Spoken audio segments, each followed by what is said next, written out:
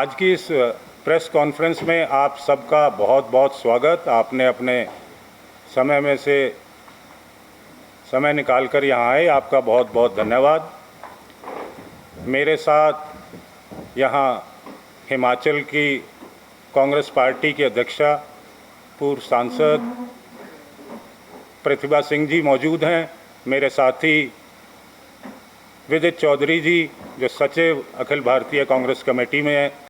मैं हूं HIV virus, नाम तो सुना ही होगा। मुझे वो लोग बिल्कुल अच्छे नहीं लगते जो मुझसे दूर रहने के लिए हर बार कॉन्डोम का इस्तेमाल करते हैं। जब खून चढ़वाने की जरूरत पड़ती है तो मान्यता प्राप्त ब्लड बैंक में चले जाते हैं। कोई बात नहीं, इन लोगों को अगर मुझसे दूर रहना है तो मैं भी ऐसे लोगों से दूर रहता हूं। तो मैं हूं HIV वायरस। मेरे बारे में जानने के लिए 1097 पर कॉल करके सवाल किया गया। हिमाचल प्रदेश राज्य एड्स नियंत्रण समिति द्वारा जनहित में जारी। हिमाचल का के सह प्रभारी हैं, वो भी मौजूद हैं। हिमाचल विधानसभा के मुख्य सचेतक विधायक केवल सिंह पठानिया जी और विधायक सुरेश जी, विधायक मलेंद्र राजन जी और शिमला के महापौर सुरेंद्र चौहान जी, सभी लोग यहाँ संयुक्त रूप से आपके सामने इस प्रेस वार्ता का मुख्य उद्देश्य जो है वो कल हमारे शिमला के अंदर पीटरहॉफ के प्रांगण में एक जय हिंद सभा होने जा रही है और उसका मुख्य उद्देश्य जो ऑपरेशन सिंदूर के अंदर हमारे जांबाज सैनिकों ने भारत की वायुसेना और थल सेना के बहुत सारे जवान और अफसरों ने जो शौर्य का प्रतीक पूरे विश्व के आगे आतंकवाद के खिलाफ होकर दिखाया है, उसके सम्मान में कांग्रेस पार्टी पूरे देश के अंदर ये जय हिंद सभा आयोजित कर रही है। और हम इस जय हिंद सभा के माध्यम से हमारे सैन्य बलों के जो पराक्रम है उसका, उनके साहस को और आगे बढ़ाने को, मनोबल उनका और ऊंचा करने के लिए कांग्रेस पार्टी कटिबद्ध है। और शिमला के अंदर ये ख़ास तौर पर इसलिए भी ज़रूरी है कि यहाँ पर 1971 में जो शिमला एग्रीमेंट हुआ था और किस तरीके से यहाँ सरेंडर कराया गया था, जिस तरीके से इंदिरा गांधी जी तत्कालीन प्रधानमंत्री ने पाकिस्तान की सेना को घुटनों पर लाकर यहाँ सरेंडर हुआ और पाकिस्तान ने माफ़ी मांगी, इसलिए शिमला के अंदर ये जय हिंद सभा और भी महत्वपूर्ण है। और आज ये बताना भी बहुत ज़रूरी है देश को कि जिस तरीके से हमारे जांबाज सैनिकों ने इस पाकिस्तान को घुटनों पर लाए और उसके बाद जिस तरीके से भाजपा ने हमारी बेटी और इस ऑपरेशन सिंदूर की कमांडर उनके खिलाफ अभद्र टिप्पणी करी और पूरी भाजपा चुप है। मोदी जी के मुंह से एक शब्द नहीं निकला जिसने ऑपरेशन सिंदूर को पूरा देखा और उनकी रहनुमाई में ये ऑपरेशन सिंदूर हुआ। कर्नल कुरैशी के खिलाफ किस तरीके की अभद्र टिप्पणी विजय शाह जो इनके मंत्री हैं इनकी सरकार के अंदर मध्य प्रदेश में, और आज तक भाजपा उनके ऊपर कोई कार्रवाई नहीं कर पाई। ये दर्शाता है कि किस तरीके का दोगलापन इस भाजपा के अंदर आ चुका है कि देश के सम्मान में जो बेटी खड़ी है उसको भी ये अपमानित करने से पीछे हट नहीं रहे। इसी तरीके से ये फहरिस्त बहुत लंबी है। हर जगह कहीं ना कहीं इन्होंने आतंकवाद के माध्यम से इस देश की बेटियों को और हमारे सैन्य बल के साथियों को कहीं ना कहीं नीचा दिखाने का काम इस पार्टी ने किया है। आज देश जानना चाहता है कि जो सीज़ फायर हुआ वो किन बिंदुओं पे हुआ और इसमें अमेरिका के राष्ट्रपति डोनाल्ड ट्रंप की क्या भूमिका है। आज तक ना तो हमारे प्रधानमंत्री जी ने इस पर कोई बात करी, ना हमारे रक्षा मंत्री जी ने इस पर कोई बात करी। ये चुप्पी किस लिए है? देश को क्या ये हक नहीं कि किन बिंदुओं पर सीज़ फायर हुआ है? ये सब चीज़ें जो आज हो रही हैं, ये देश के लिए, आने वाली पीढ़ी के लिए कोई अच्छी बात नहीं है।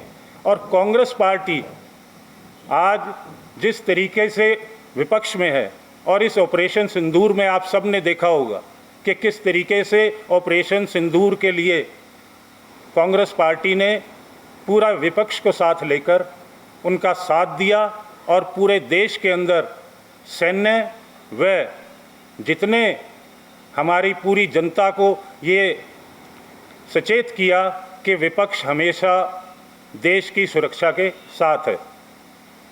आज तक एक बात और मैं कहूँगा, आज तक पहलगाम के जो वहाँ शहीद हुए लोग, उनकी इंक्वायरी का आज तक कोई अता पता नहीं है। क्या देश के रक्षा मंत्री, देश के प्रधानमंत्री की जिम्मेवारी नहीं बनती कि जो पहलगाम में हुआ वो क्यों हुआ और उसके आरोपियों के ऊपर क्या कार्रवाई हो रही है? सिवाय इस देश के आगे, इस देश की जनता के आगे झूठ परोसने के अलावा और कोई काम ये भाजपा की सरकार और हमारे प्रधानमंत्री जी बिल्कुल विफल। और आने वाले समय में कांग्रेस पार्टी कटिबद्ध है कि इस आतंकवाद के खिलाफ हमेशा जब भी ज़रूरत पड़ेगी, चाहे हम पक्ष में हों चाहे हम विपक्ष में हों, हमेशा जिस तरीके से इंदिरा गांधी जी के टाइम के समय से हमने आतंकवाद के खिलाफ लड़ाई लड़ी है, इसी तरीके से आदरणीय राहुल गांधी जी, मल्लिकार्जुन खड़गे जी और समूची कांग्रेस पार्टी कटिबद्ध है कि इस आतंकवाद को जब तक इस देश से जड़ से ख़त्म नहीं करेंगे तब तक इसके खिलाफ कांग्रेस पार्टी का हर नेता और कार्यकर्ता खड़ा रहेगा। सबसे हम शुरू से जब से ये सीज़ फायर हुआ है और भाजपा ने ऑपरेशन सिंदूर को एक चुनावी मुद्दा बनाकर और वोट बटोरने का काम करना शुरू कर दिया और इसके खिलाफ कांग्रेस पार्टी शुरू से है और हम यही बात बार बार कर रहे हैं कि इसको देश की जो हमारी शान है और जो हमारी आन है, जो हमारी आर्मी है, उसको अगर राजनीतिक तौर पर इस्तेमाल किया जाए तो इससे ज़्यादा दुर्भाग्यपूर्ण और शर्मनाक किसी भी देश के लिए नहीं हो सकता। और भाजपा ये आज पहली बार नहीं है, आदरणीय राहुल गांधी जी पहले भी बोलते आए हैं, पार्लियामेंट के अंदर भी बोला है, पहले पुलवामा हुआ, उसके बाद अब ये पहलगाम है, उससे पहले भी छोटे छोटी चीज़ें ऐसी देश की सुरक्षा की रही हैं जिसके ऊपर भाजपा हमेशा वोट बटोरने का काम करती है और देश को सच्चाई से दूर रखने का काम करती है। श्री थरूर जी हमारे माननीय सांसद हैं और उनका जो नज़रिया है ये उनका व्यक्तिगत नज़रिया हो सकता है, कांग्रेस पार्टी का ये नज़रिया नहीं है। व्यक्तिगत तौर पर आदमी अगर कुछ बयान देता है तो वो उसका व्यक्तिगत तौर पर बयान हो सकता है, उनका अपना सोच हो सकती है, परंतु कांग्रेस पार्टी हमेशा और 1962 से लेकर जितने भी युद्ध हुए हैं उसमें कांग्रेस पार्टी ने हमेशा सैनिकों के सम्मान में और देश के साथ कभी भी देश की सुरक्षा के साथ कोई कॉम्प्रोमाइज़ कांग्रेस पार्टी ने नहीं होने दी। उसके उद्देश्यों को क्लियर किया। मैं जागरूक प्रेस के माध्यम से एक बात कहना चाहता हूँ कि भारतीय जनता पार्टी जो पीछे की 1 महीना पुलवामा और पहलगांव की जो घटना घटी है पहलगांव की जैसे ही पुलवामा के आज तक घटना का कुछ अता पता और क्लियर रिपोर्ट देश के सामने नहीं रखी थी, ठीक इसी तरीके से ही पहलगांव के जो आतंकवादी थे, जो हमारे पर्यटकों पर उन्होंने दुस्साहस किया और उनको मार के गए, अभी तक भारत सरकार की तरफ से कोई ठोस उनके बारे में कोई जानकारी नहीं दी गई।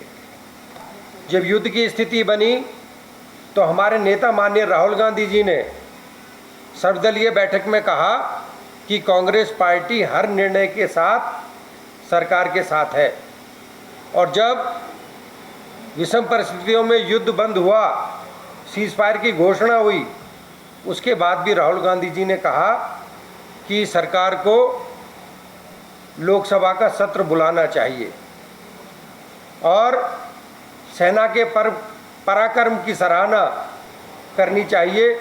लेकिन माननीय प्रधानमंत्री जी ने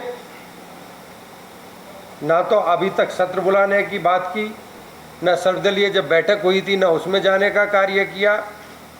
हाँ, जो सेना का पराक्रम है और जो सरकार की अपनी फेलियर है, उस फेलियर को छुपाने के लिए सरकार तरह तरह के आडंबर देश के अंदर कर रही है।